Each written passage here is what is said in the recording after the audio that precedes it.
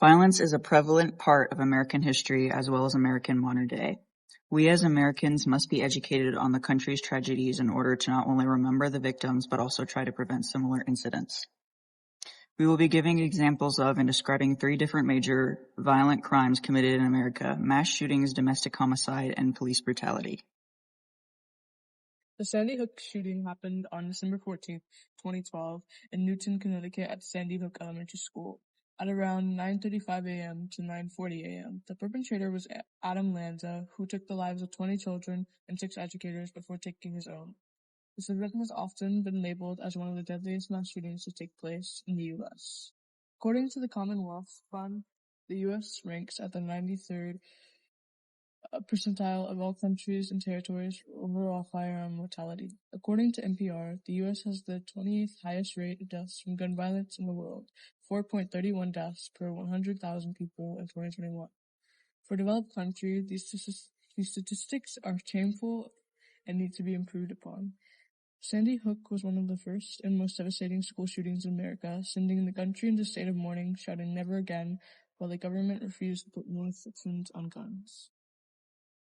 The Watts family murders occurred on August 13, 2018 in Frederick, Colorado. Christopher Lee Watts murdered his pregnant wife, Shannon, by strangulation and their 2 children, Bella and Celeste, by suffocation. He buried Shannon in a shallow grave near an oil storage facility and dumped his 2 children into crude oil tanks. According to National Domestic Violence Hotline, nearly 3 in 10 women, 29%, and 1 in 10 men, 10%, in the U.S. have experienced rape, physical violence, and/or stalking by a partner and reported it having a related impact on their functioning. And this statistic only accounts for the reported instances of this violence. Realistically, the number is much higher but goes unacknowledged. The murder of the Watts family is one example of many cases featuring a trusted family member or friend committing a disgusting act against the people they are meant to love and protect. The news of this particular case spread a wave of distrust and unease in American families. On May 25, 2020, former Minneapolis police officer Derek Chauvin had pressed his knee and the weight of his body on George Floyd's neck for 9 minutes and 29 seconds. While Floyd had repeatedly told the officer he couldn't breathe, this was the cause of the tragic death of George Floyd that had sparked outrage amongst the people.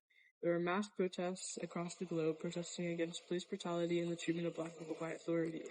According to the University of Illinois Chicago, an estimated 25,000 civilian injuries are caused by enforcement officers annually, and more than 600 people are killed by law enforcement in the U.S. each year. This is more than enough proof of the ongoing violence that American law enforcement produce over their own citizens. I'm sure many people know of George Floyd's story and the details of his brutal death. Sheer media coverage of the incident alone gives more light to police brutality in general, kickstarting movements like Black Lives Matter and a wave of protests against police violence.